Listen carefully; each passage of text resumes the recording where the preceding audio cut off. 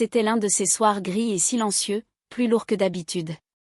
La pluie tombait à verse depuis l'après-midi, tambourinant contre les vitres comme si elle avait quelque chose d'important à dire. J'étais recroquevillée sur le canapé avec une tasse de tisane à la camomille, une couverture en polaire sur les jambes, zappant entre les chaînes sans que rien ne capte vraiment mon attention. Quand j'ai entendu la sonnette, je n'attendais personne. J'ai hésité un instant, pensant que c'était peut-être une livraison de colis, mais un deuxième coup a retenti. Ferme, urgent. Je me suis levée, j'ai enfilé mes chaussons et ouvert la porte. Là, debout, trempé de la tête aux pieds, se tenait mon neveu Jason. Il avait l'air d'avoir traversé quelque chose. Ses cheveux blonds, semblables à du sable, d'ordinaire bien coiffés, lui collaient au front, et son sweat bleu était plaqué contre lui comme s'il avait absorbé le poids de ses soucis. Ses yeux bruns, si semblables à ceux de sa mère, étaient écarquillés et troublés. « Tante Lisa, dit-il, la voix basse, presque tremblante. Est-ce que je peux entrer ? Bien sûr, répondis-je en m'écartant rapidement. Il passa devant moi et resta debout, maladroitement, dans l'entrée. J'ai pris une serviette dans le placard du couloir et la lui étendue. Il se sécha en silence pendant que je l'observais avec une inquiétude croissante. Jason n'était pas du genre à venir à l'improviste. Il était respectueux, indépendant, toujours décidé à gérer les choses seul, même petit. Quelque chose n'allait pas du tout. Je l'ai conduit jusqu'au canapé et lui ai servi une assiette de lasagne réchauffée. Il la picora quelques minutes avant de parler. Mais enfin, je suis dans la merde. Mon cœur se serra, mais je ne laissai rien paraître. Quel genre de merde ? Il avala difficilement, les yeux fixés sur la nourriture à moitié mangée. J'ai fait des conneries à la fac, pas avec les cours, ça va. C'est tout le reste qui part en vrai. Je ne l'ai pas interrompu. Je savais qu'il avait besoin d'espace pour tout dire. Je me suis rapprochée de certains gars. Je pensais qu'ils étaient cols, tu vois. Des mecs de mon dortoir, ils avaient toujours de l'argent, organisaient les meilleures fêtes. Ils ont commencé à m'inviter et je n'ai pas voulu dire non. J'avais enfin l'impression d'avoir ma place quelque part. Il s'arrêta, serrant sa fourchette avec force. Puis sont venus les services. Des petites choses au début, conduire quelqu'un, prêter ma chambre pour une nuit, aller chercher un colis.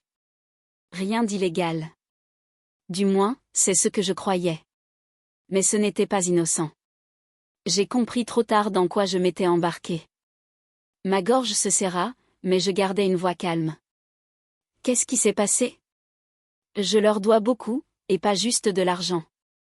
Ils disent que je dois faire encore une chose pour rembourser. Un truc que je ne veux pas faire.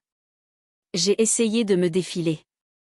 Ils ont rigolé et m'ont dit de le faire ou de payer immédiatement.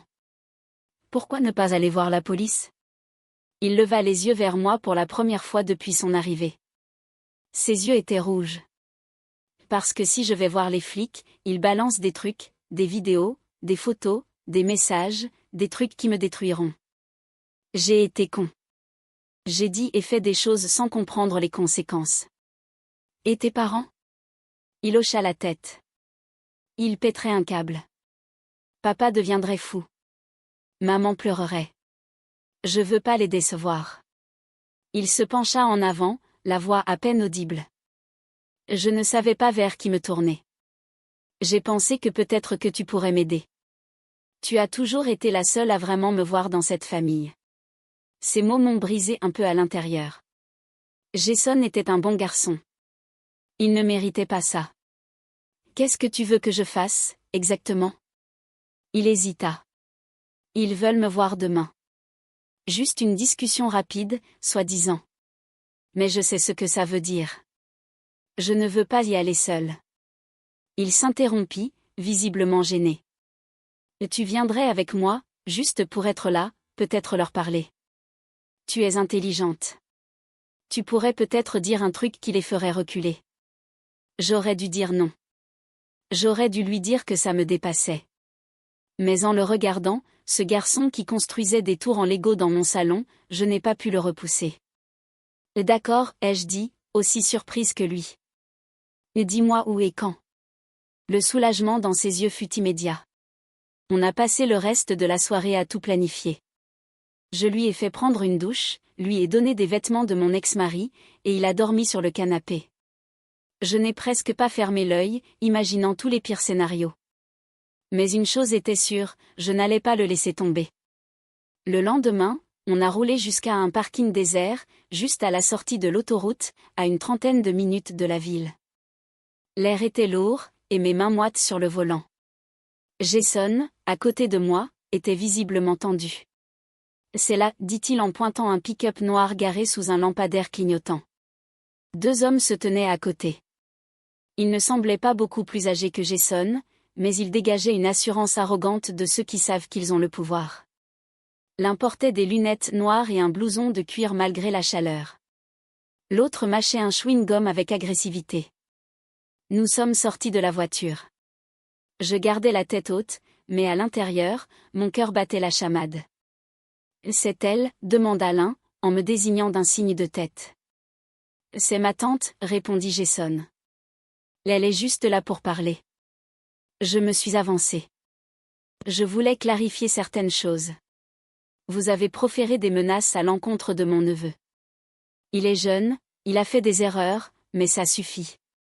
Le gars aux lunettes sourit en coin. Les erreurs ont des conséquences, madame. C'est vrai, ai-je répondu calmement. Mais les menaces aussi. J'ai tout enregistré.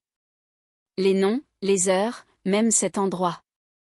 Une copie est sauvegardée sur le cloud et programmée pour être envoyée à la police si quelque chose m'arrive ou lui arrive. Ils échangèrent un regard. C'est un bluff. Essayez pour voir, dis-je en sortant mon téléphone. Le message est déjà programmé. On ne veut pas d'ennui, ni moi, ni Jason, mais on n'a pas peur de vous. Ils restèrent un instant à peser le pour et le contre, puis celui avec les lunettes rit brièvement. Vous en avez dans le ventre. Ils tournèrent les talons, haussant les épaules comme si ce n'était qu'un petit contretemps. Jason les regarda s'éloigner, stupéfait. « Est-ce que ça vient vraiment d'arriver ?» demanda-t-il. « Oui » répondis-je en essayant de calmer mes mains tremblantes. « Mais ce n'est pas fini, on va t'aider vraiment. » De retour chez moi, Jason s'effondra. Tout ce qu'il avait gardé en lui est sorti. La peur, la honte, la colère contre lui-même. Je l'ai tenu contre moi pendant qu'il pleurait, lui murmurant qu'il n'était pas seul. Les semaines suivantes, on s'est concentré sur sa sortie de cet environnement toxique. Il s'est temporairement désinscrit de l'université et a commencé une thérapie. Avec du soutien, il s'est lentement reconstruit. Quelques mois plus tard, il m'a envoyé une lettre manuscrite. Il y écrivait une phrase qui m'est restée en mémoire. Merci d'avoir été la personne vers qui je pouvais courir quand j'avais l'impression que tout s'écroulait. Je croyais que demander de l'aide, c'était être faible. Mais tu m'as montré que la force, c'est parfois un repas chaud, une voix calme et quelqu'un qui reste à tes côtés quoi qu'il arrive. Jason est finalement retourné à l'université sur un autre campus, avec une nouvelle chance. Il s'est fait de meilleures relations, a rejoint un groupe de bénévoles et a même commencé à encadrer des étudiants plus jeunes sur la pression sociale et les bons choix. Quant à moi, j'ai compris une chose. Être adulte, ce n'est pas toujours avoir toutes les réponses. Parfois, c'est juste être prêt à affronter la tempête avec quelqu'un jusqu'à ce qu'il trouve la sortie. Cette nuit pluvieuse où Jason a frappé à ma porte a tout changé pour nous deux. Car la première fois que mon neveu a demandé de l'aide, j'ai fait quelque chose que je n'aurais jamais cru possible. Je suis devenue son ancre, et je le referai sans hésiter.